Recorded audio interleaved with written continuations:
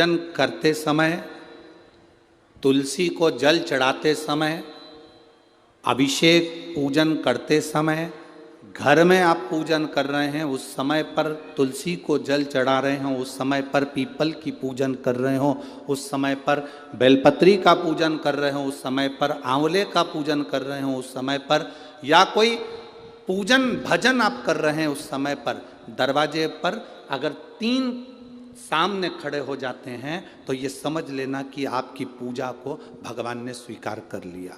कौन 3 है उसका स्मरण करिएगा। पहला, पूजन करते समय, भगवान की आराधना करते समय अंदर मंदिर में अपने घर में बैठकर आप भगवान निहला रहे हैं, भगवान की पूजन कर रहे हैं, अर्चना कर रहे हैं, सेवा कर रहे हैं, माला जाप कर रहे हैं, पूजन अर्चना कर रहे हैं, तुलसी को जल चढ़ा रहे हैं, उस समय पर 3 का दर्शन अगर आपको हो जाता है, आपके दरवाजे पर अगर आ जाते हैं तो आपका समझ लेना पूजा स्वीकार हो गया। पहले नंबर पर पूजन करते समय दरवाजे पर गौ माता आकर खड़ी हो जाए, समझ लो तुम्हारा पूजन सफल हो गया। आप पूजन कर रहे हैं अंदर से, गाय रंभा रही है, आप पूजन कर रहे हैं अंदर से, गौ माता गौमूत्र कर रही है, आप पूजन कर रहे हैं अंदर से, गौ माता गोबर कर रही है, आप पूजन कर रहे हैं अंदर से और गाय दरवाजे पर आकर खड़ी हो गई। तुम्हारी अर्चना में, तुम्हारी आराधना में, तुम्हारी साधना में गौ माता तुम्हारे सामने आकर खड़ी हो जाए। पूजन के समय पर अचानक आकर तुम्हारे द्वार पर, तुम तुलसी को जल चढ़ा रहे हो, तुम्हारे दरवाजे पर आ जाए। और मेरा विश्वास कहता है, यहाँ जितनी मेरी जीजियाँ बैठी हैं, यहाँ जितने मेरे जीजा बैठे हैं, ये मेरा विश्वास कहता है आपके साथ कभी ना कभी ये जरूर हुआ होगा, पूजन के समय पर गौ माता का दर्शन होता ही, ये मेरा विश्वास कहता है।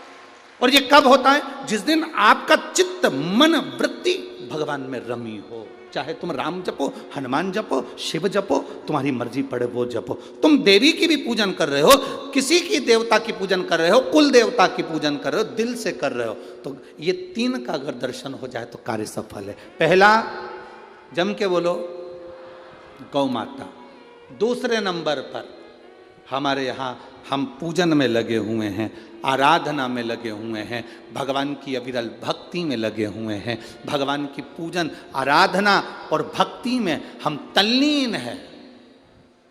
और दूसरे नंबर पर उस पूजन करते समय पर तुम्हारे घर की बहन बेटी तुम्हारे दरवाजे पर आ जाए तो समझ लो पूजन सफल हुआ है। क्या बहन बेटी के आने से पूजन सफल हो सकता है?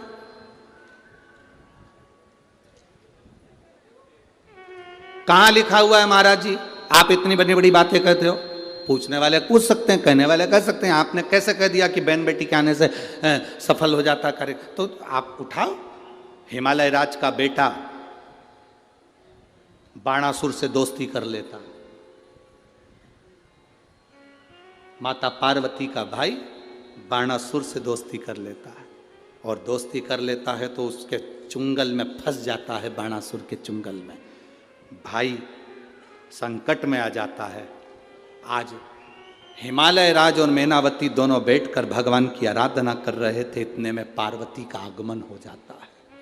पार्वती ने आते से ही देखा, पिताजी आप आराधना कर रहे हो, पूजन कर रहे हो, किस लिए, क्यों? मैनावती ने कहा तेरा भाई संकट में घिरा हुआ है। पार्वती ने कहा क्यों चिंता करते हो, क्यों चिंता करते हो? पिताजी मैं आई हूं ना, चिंता मिटा दूंगी, चिंता मिटा दूंगी, आप चिंता ना करें। क्या हुआ? बाणासुर तेरे भाई को कष्ट दे रहा।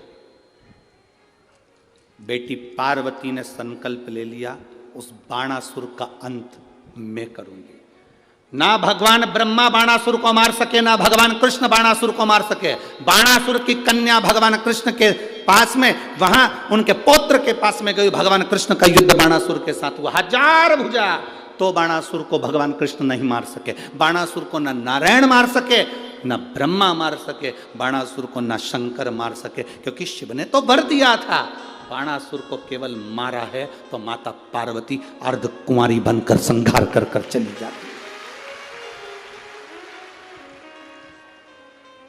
कोई तुमसे पूछे कि सियोर वाले महाराज ने कहा कि बहन बेटी के पूजन करते समय अगर बहन बेटी आ जाती है, पूजन करते समय हमारे घर की बहन बेटी, तुम्हारे कुल की बहन बेटी, तुम्हारे घर की बहन बेटी तुम्हारे दरवाजे पर आ गई, भले तुम उसको कुछ दो मत दो, पर बहन बेटी अगर तुम्हारे पूजन के समय पर तुम्हारे क्यों आप लोगों के ऐसा नियम है कि नहीं हमको नहीं मालूम। हमारे यहाँ तो ऐसा नियम है कि जब भी घर में कोई बड़ा आयोजन होता है, शादी होती है, फंक्शन होता है, कोई उद्यापन होता है, कोई चीज़ बड़ी करते हैं, तो सबसे पहले फ़ोन बहन बेटी को लगाते हैं कि हमारी बहन हमारे यहाँ आए, हमारी बेटियाँ, हमारी नंदे हमारे यहाँ आए, हमारी बुआ हमारे यहाँ आए।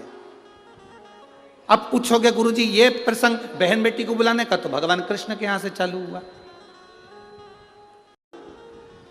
नंद बाबा की बहन नंदा आकर घर में रहने लगी और भाभी को जब जापा हुआ तो सबसे पहले नंदा भगवान को हाथ जोड़कर कहती है, बाबा ऐसी कृपा करना, ए बाबा ऐसी कृपा करना, मेरे भैया की यहाँ 60 साल के बाद तो औलाद हो रही है, तो ऐसी कृपा करना कि उनके घर में लड़का हो जाए। और नंदा हाथ जोड़ती जोड़ती जोड़ती जोड़ती यशोदा जी के कक्ष में गई, और जो कक्ष में गई जाकर जो दर्शन करा तो लाला का दर्शन था। नंदा खुश हो गई, थाली उठाकर बजाने लगी कलदार से, और एक थाली को उठाकर उस नंदा ने बजाया, थाली को उठाकर।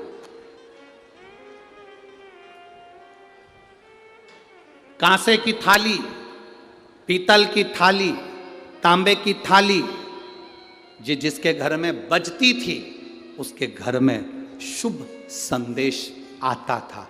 आज के जमाने में स्टील बजता है। अब आजकल के ज़माने में तांबा पीतल कांसा बजाते नहीं हैं। आज के ज़माने में तो जरा सी देर में बस बच्चा हुआ है, सूचना मिल गई, बैंड बाजा बजवा दो, ढोल नगाड़े बजा। नंदा ने थाली बजाई थी और फिर आवाज आई थी, नंद घर आनंद, नंद घर आनंद भयो। फिर आवाज आई। भजन करते समय स्मरण करते हुए, नाम जाप करते हुए 3 का दर्शन हो जाए, तुम्हारे दरवाजे पर आ जाए, जीवन की सफलता मानना, पूजन सफल मानना। पहले नंबर पर जम के बोलो गौ माता, दूसरे नंबर पर बहन बेटी, और तीसरे नंबर पर हैं संत गुरुजन, जो निष्कपट भाव के, जो तुम्हारे दरवाजे पर कुछ मांगने नहीं आए हैं।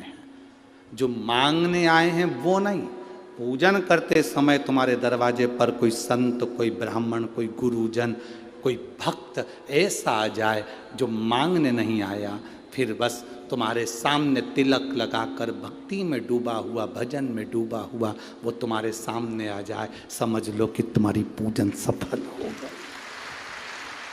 मांगने नहीं, मांगने नहीं, केवल आया, भजन गाया, सीताराम कहा, हर हर महादेव कहा, श्री शिवाय नमस्तुभ्यम कहा, जय श्री हनुमान जी कहा, और वो अपना चले गया। तुम्हारे दरवाजे पर मांगा नहीं उसने। असली संत तुम्हारे दरवाजे पर गुरुजन, ब्राह्मण जन, भक्त जन, कोई भगवत प्रेमी तुम्हारे दरवाजे पर दर्शन हो जाए पूजन के समय पर, समझ लो कि उसने स्वीकार कर लिया, उसने स्वीकार कर लिया। यदि आपको गुरुजी की यह बताई हुई जानकारी अच्छी लगे तो वीडियो को लाइक कीजिए, शेयर कीजिए, और ऐसी ही ज्ञानवर्धक वीडियो देखने के लिए चैनल को सब्सक्राइब कीजिए। हमारी वीडियो देखने के लिए आपका बहुत बहुत धन्यवाद।